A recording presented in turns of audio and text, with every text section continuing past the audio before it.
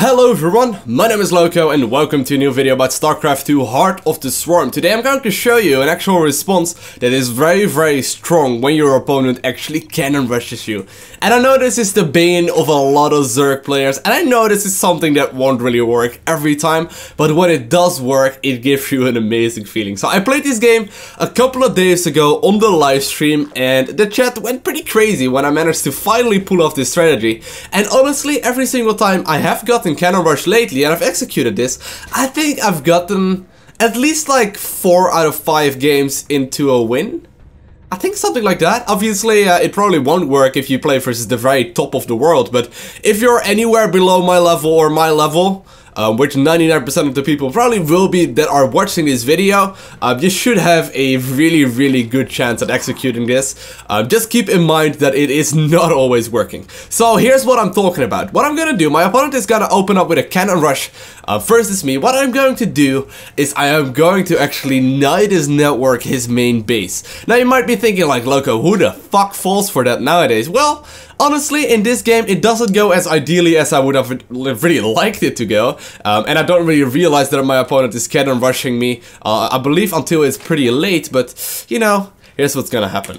So my opponent is already here, right here. He made a puddle on the low ground, made a forge right in front of it, and I am pretty much taking the bait. He's moving with a probe across the map right now, and I'm gonna go with a hatchery first. Lowko, why are you going hatchery first versus Protoss, you might be asking, and honestly, to you, random stranger on the internet, I have absolutely no clue. Like, I want to be a cool kid, I want to be like the pro gamers that are opening up hatchery first versus, you know, Canon Rushes, but honestly, most of the time you seem to be better off just simply not doing it. So here we go, I'm gonna get my spawning pool pretty late. I think there was a 15 hatchery into a 16 spawning pool, so pretty late. I'm scouting right now and I'm like, oh yeah, there's actually nothing in his main base. I haven't quite seen anything, but I'm gonna check with a drone on the low ground and I will find out about this Canon Rush pretty quickly. So the one thing you could do right now is instantly pull a whole lot of drones and just sort of try and kill your opponent. What I do instead is get both the gas geysers going. I'm at this point not completely sure whether or not I actually will cancel the hatchery on the low ground, because I don't really need the minerals when you go for this sort of a build. The gas is going to be the most important thing. So here's the thought behind the build. What I'm gonna do is get a really quick lair, get a really quick Nidus network, and just sort of try and kill him with roaches and queens. So he is indeed gonna cancel that first. I'm gonna cancel my hatchery as well, because he only got one cannon to finish up. But when you think about it, right now, we are actually a little bit ahead.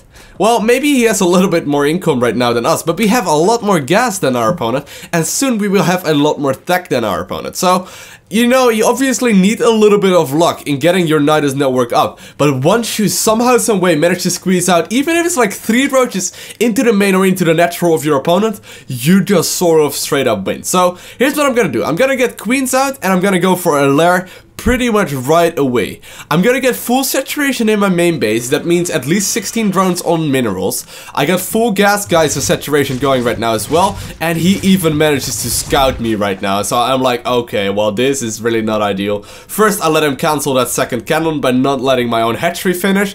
Then he scouts exactly what I'm doing. So I am pretty much in the worst shape possible right now, right? My opponent knows exactly what I'm up to, and still he is gonna end up losing this game. He's gonna get pylons around his main base, and I will need to find a spot where my opponent is probably going to be blind. So if you take a look right now, I'm actually taking control of the camera right now. If you think from the Protoss point of view, this is what we are as a Protoss. We are happy that we just Canon rushed our Zerg opponent. We got our hatchery or our natural going. We got cybercore going. We got cannons. We got pretty much everything that we want, right? What you would probably want to do as a Protoss player is prepare for the worst. And as you can see, this is a very uncommon spot to get Nidus from, because it is pretty much right in the middle of your face, right? But most of the time, if pretty much every single map that I have encountered so far, the Protoss is pretty much completely blind in one area where he would least expect it. So that is indeed what I'm going to do. Now I made my roaches, my lair is done, I'm getting my Nidus network up right now, and I'm also gonna start more queens. The queens are crucial because the queens actually allow me to do deal with pretty much everything that is in the sky right now. So what I'm gonna try and do is kind of fake it for my opponent, where I have a drone on the natural right now, and I'm trying to pretend that I'm gonna go for an expansion. option. So I'm just making sure that my opponent is as least thoughtful as absolutely possible. So right now my queens are done. I'm gonna send this drone back in the main base, and I'm gonna load my queens up first. The reason for that is that if this Nidus network gets out, and my queens pop out as first, they will obviously have a transfuse available if it turns out to be necessary. And if your Nidus network gets to this point, you practically already win. So what I'm gonna do is instantly unload everything, and basically just roll my opponent from here. Now, obviously, I got a couple of drones in there as well. I plan on making a couple of spine crawlers in the main base of my opponent. I'm still producing more roaches, I'm still producing more queens as well. But at this point, the game is practically over because the Protoss really doesn't do anything at this moment anymore. Like, he's gonna try and pull a couple of probes, which I am completely okay with. I got more and more reinforced with incoming as well. And even though he might be able to just barely clean up a couple of these units, he has the GG out. Now, let's say this Nidus worm did not go up in the natural or in the main base. What I would instead do is simply put it down right here. Now, if we go back a little bit into this game, let me actually get the timeline right there. Let's say we go back to, I think this is right around the point that my Nidus network finishes. If you take a look at right now, right before I make this Nidus, what does the Protoss really have at this moment in the game? Let's say I Nidus right here in the front because this one gets scouted, or I just don't really feel that ballsy.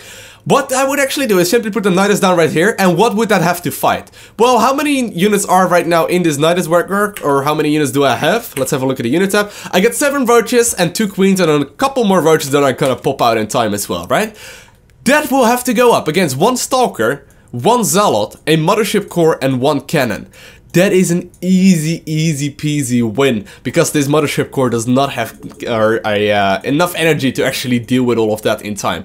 Now, what I would also do, as soon as I would have had this Nidus in the natural, and I would have actually been attacking his natural, I would instantly also put down a Nidus in the main base, use the reinforcing roaches that are coming from my main base into this Nidus network, would move them out of this Nidus that would be in the main base, and you would just still quite easily overrun your opponent.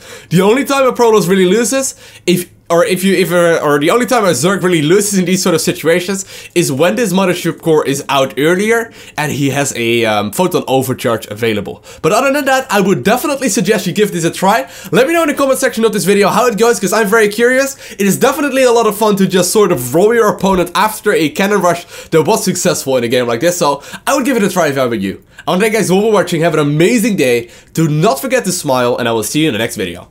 Bye! Hello everyone, my name is Lowko and welcome to a new replay analysis. Today we're gonna take a look at the